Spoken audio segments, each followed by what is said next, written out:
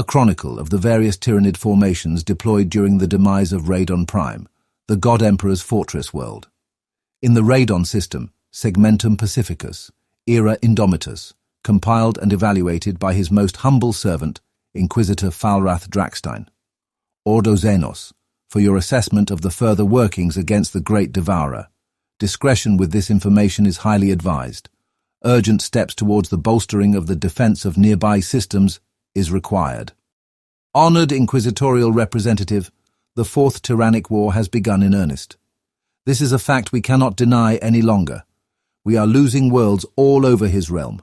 Our troops are spread too thin, splintered by the Tyranids' attacks on multiple fronts, as well as the nefarious efforts of our myriad other enemies. May our Lord on terror smite them down.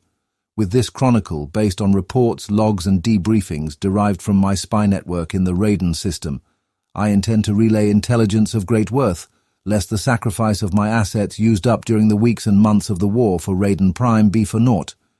But why should you care for this particular conflict? You might well ask what distinguishes Rhadon Prime from all the other worlds these XENOS have consumed in the last decades. What makes the grisly destiny of Rhadon Prime worth our attention in the greater picture? We find our answer in the particular conditions. The Tyranids of Hive Fleet Leviathan, may the Emperor lay waste to these abominable creatures, were confronted with on this world. Rhadon Prime was a planet of incredibly varied biomes, as well as urban and military structures, all gone now, which the Tyranids had to overcome in their efforts to prepare the planet for consumption. These challenges in turn meant that the XENOS had to deploy a wide range of different behaviors to bring the planet to its proverbial knees, deviating from attack patterns detailed in the testimony accounts, augur data, and excruciated witness statements that I have collated from over a dozen consumed worlds. While the loss of such an important planet as Rhadon Prime will have catastrophic long-term consequences for the wider subsector's economic and military stability, there is much to learn from the events that took place and the way the hive mind reacted to them. Especially reports of sightings of unusual swarm formations and rarefied organisms. I must advise that the following treatise is not for the feeble of mind and soul, as the events I will describe had a terrifying scope, to say the least. I know, my lord, for I was there. Before we delve into the consumption of Rhadon Prime, it is worth noting that while I will use terms such as formation, strategy, or other military concepts to describe the Tyranid threat, it is only for our own benefit and easier understanding. To name things is to feign comprehension of them, but the very nature of the beast defies such logical definition, slithering ever beyond our grasp. Not even its shape is palpable, as our enemy is not the foul creatures, the endless swarms unleashed upon our worlds. They are mere animals, barely able to act upon anything more than the basest instincts when encountered alone, and they are easily dealt with. No, our true enemy is the unfathomable hive mind itself. It cannot be pressed into the confines of human definition, nor that of other alien civilizations. It cares not for set boundaries invented by intellect. It has surpassed individuality and has instead become an abomination. Try as we might, we won't be able to calm our fear by the power of words, for the Tyranids will always be the ultimate unknown. We must conquer our fear by sword and bolt gun then, because when fighting, the hive mind, reason has no place. Phase 1. Vanguard seeding and initial invasion. The first signs of the Hive Fleet's approach were sudden deficiencies in Rhadon Prime's highly skilled psychers. The first losses appeared amongst the world's astropaths.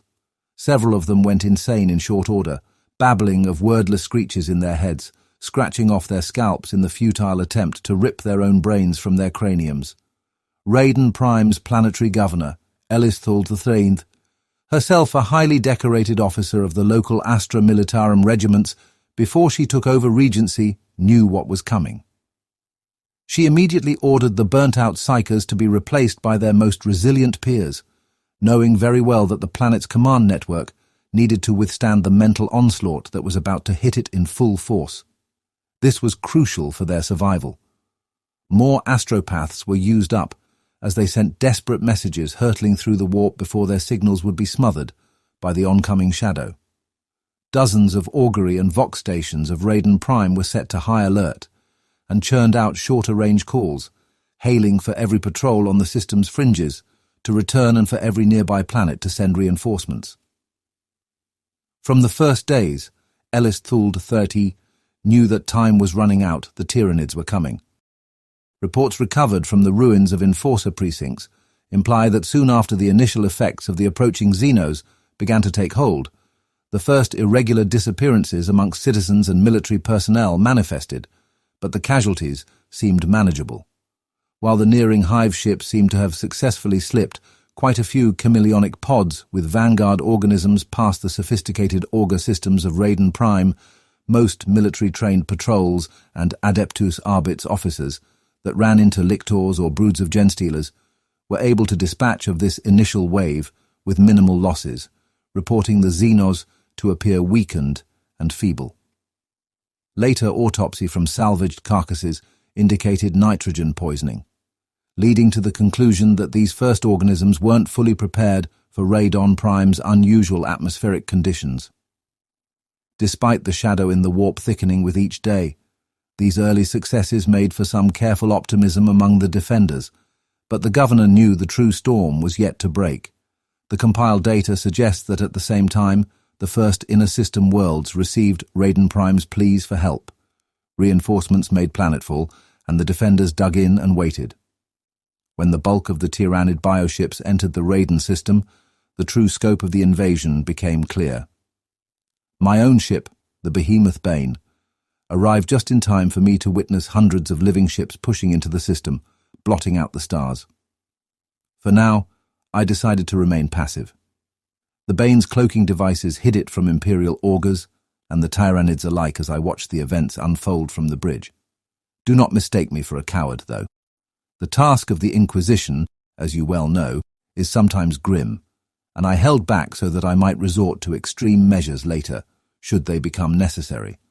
The Tyranids' initial attack hit several Astra Militarum transport barges en route to Rhadon Prime, swatting away their escort ships and killing entire regiments in short order as the vast Tyranid ship beasts ripped open the vessels, spilling thousands into the cold grave of the void. As we watched from the Bane's bridge, the system's defense fleet approached from below the main part of the swarm, blasting several XENOS ships apart in a desperate battle to halt the momentum of the alien threat. The Bane's augurs calculated that the Navy's ships were too few, but I did not hail the fleet's officers. Their sacrifice was necessary if the planet was to survive. The naval tactics of the hive mind are to be discussed in another treatise in exhausting detail, and shall not concern us for now. For the intents of this scholarly piece, I shall spare you more nightmarish visions then. Suffice to say, the bioships eventually closed the distance to Rhadon Prime and began bombarding the planet with clouds of invasion pods, even while the battle for void supremacy was still raging. The first waves of invasion craft were blasted from the skies by orbital defense platforms and hundreds of laser batteries. It made no discernible difference to the huge numbers that reached the surface. They did not only shower the planet's surface, one by one the orbital defense platforms were silenced as swarms of nightmares surged through their confines, slaughtering the crews and destroying vital systems until the station slowly drifted into the atmosphere, burning up in the process. Rhadon Prime's surface invasion was in full progress soon after. The initial attack pattern employed by the Tyranids was marked by formations the masters of my ORDO call unending swarms. They are aptly named. Salvaged picked recordings show the sky darkened by billions of leathery wings as broods of gargoyles harried the defense lines. The servitor-controlled biome watch stations in the equatorial jungles registered outlandish cries as endless hordes of termagants and hormagaunts threw themselves upon the local predatory fauna. The bulk of the swarms were goaded into prepared kill zones. Soon every crevice of the planet seemed to fill up with the carcasses of Tyranid creatures. Not many higher-developed synapse beasts were encountered during this stage of the invasion. It seemed the hive mind used the bare minimum of energy required to drain the defenders' resources. More disturbing, though, was the fact that the warrior organisms didn't show any sign of the nitrogen poisoning the initial Vanguard creatures had suffered. Through some means we cannot yet glean, it is my assertion that the hive mind was not only able to relay that information to its fleet from the planet's surface, but it was also able to adapt its creatures within one brood cycle. Thank you so much for watching. If you're enjoying this video, please consider subscribing and liking. This helps me make more content from our beloved grim darkness of the far future. For now, let's continue. Rhadon Prime's defenders weren't easily broken though, and while losses were still growing, it seemed the battle would come to a grinding halt eventually. That is, until a new ship arrived in the system and broke through the still raging void battle. A sleek black cruiser, adorned with a white avian symbol, cut through the bioships of Tyranid fleet with surgical precision. Soon after, 3 Thunderhawk gunships made planetfall. The Adeptus Astartes had arrived to tip the scales. Phase 2. Conquering Unexpected Resistance. Captain Aquilon led a demi-company of the Black Consul's Space Marine chapter into battle. The Bane's long-range scanners intercepted a brief Vox exchange between him and Governor Thuld, bare of any formalities. Instead, the two leaders shared the most vital tactical data to maximize the impact of the Black Consul's initial assault. The Space Marine landing craft thundered through the canyons and crags near the beleaguered capital hive, city Rhadonis, and the Black Consuls dismounted at the defense lines closest to one of the front lines where the fighting was the most desperate and the Tyranids threatened to break through the defenders.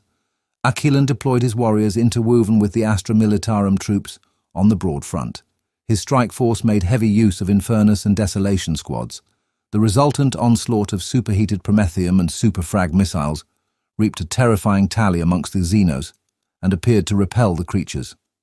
After this early success, the Space Marines continued to relieve several front lines, and soon the swarms were pushed back into the equatorial regions.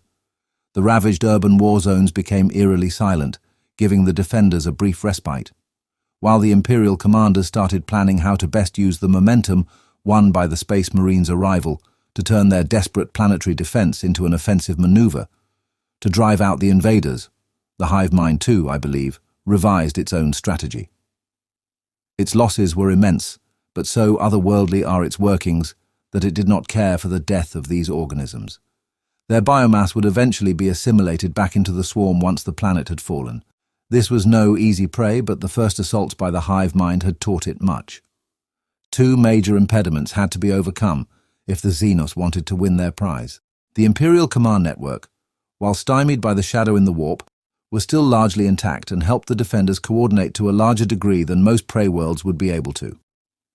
I believe that the Space Marines, meanwhile, were recognized as another apex predator that had to be brought down with maximal force.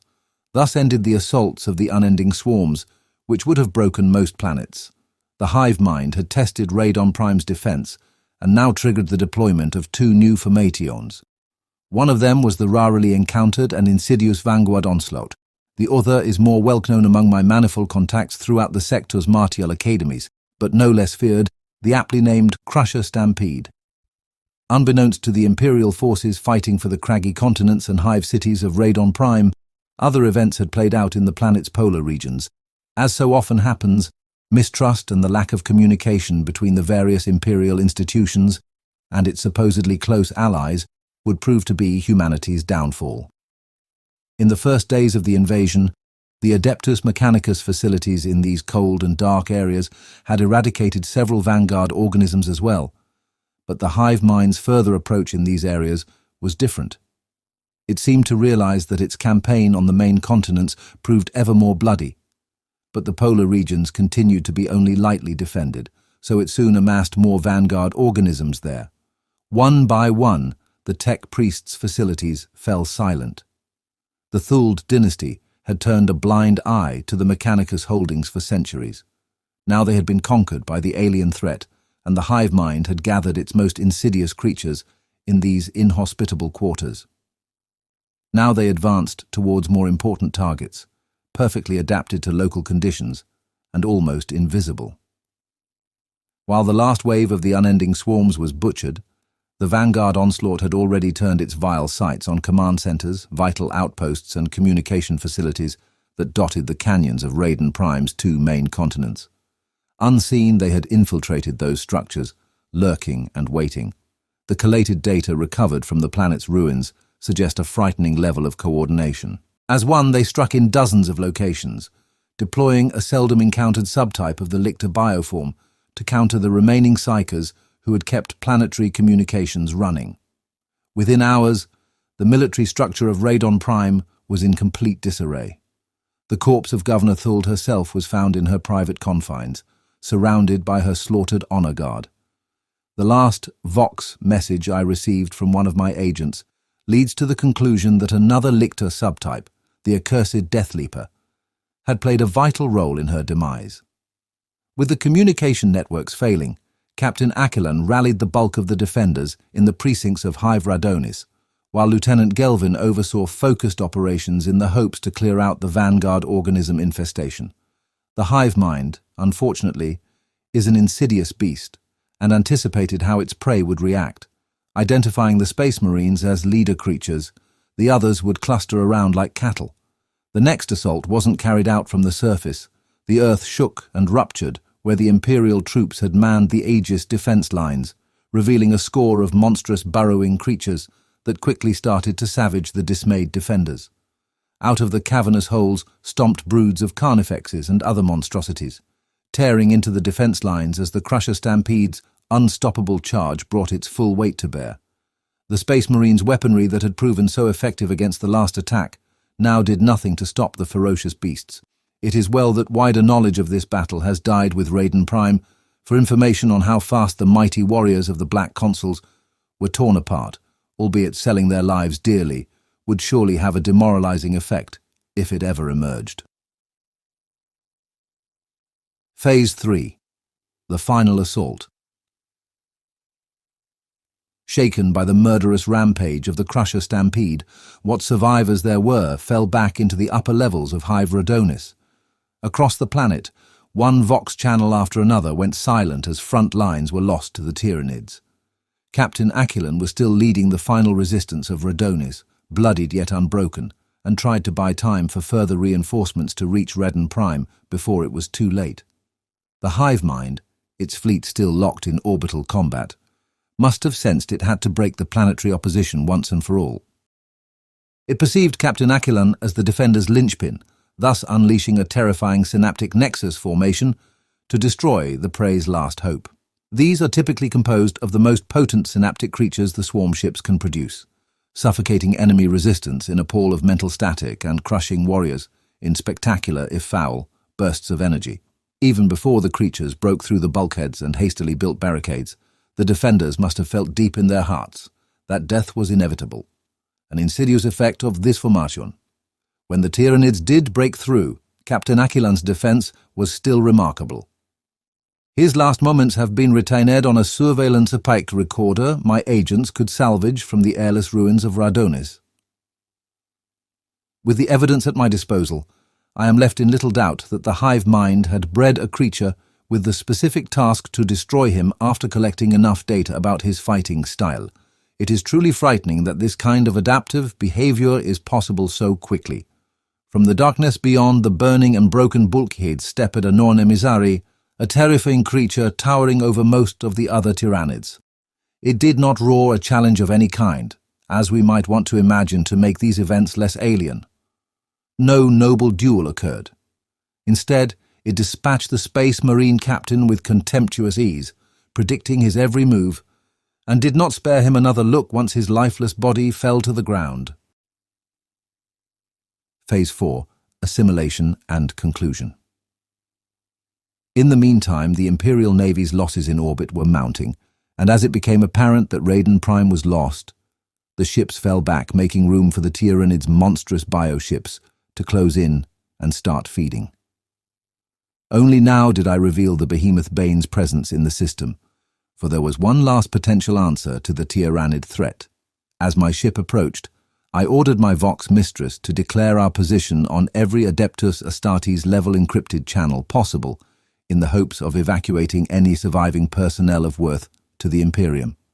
And indeed, as the behemoth Bane readied for the final judgment of the God Emperor, our landing bays took in a severely damaged Thunderhawk, Lieutenant Gelvin and his surviving warriors, bringing with them much useful intelligence to at least further our knowledge about the latest developments in Tyranid warfare, the fruits of which you are reading.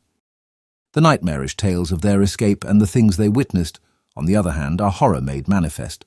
The last formations the Tyranids unleashed upon Rhadon Prime were what we call assimilation swarms. Imagine being consumed, chewed and digested while conscious enough to experience it.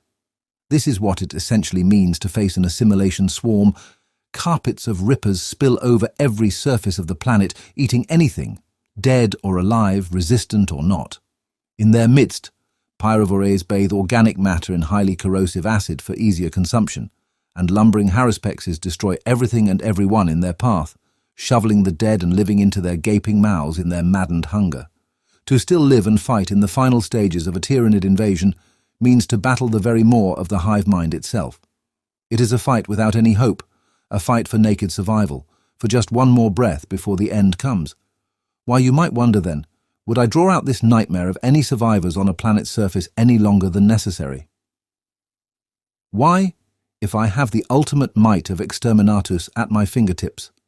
Because the great Devourer must pay the greatest possible price for every step it makes into our galaxy, every inch of ground it conquers, every molecule of biomass it assimilates.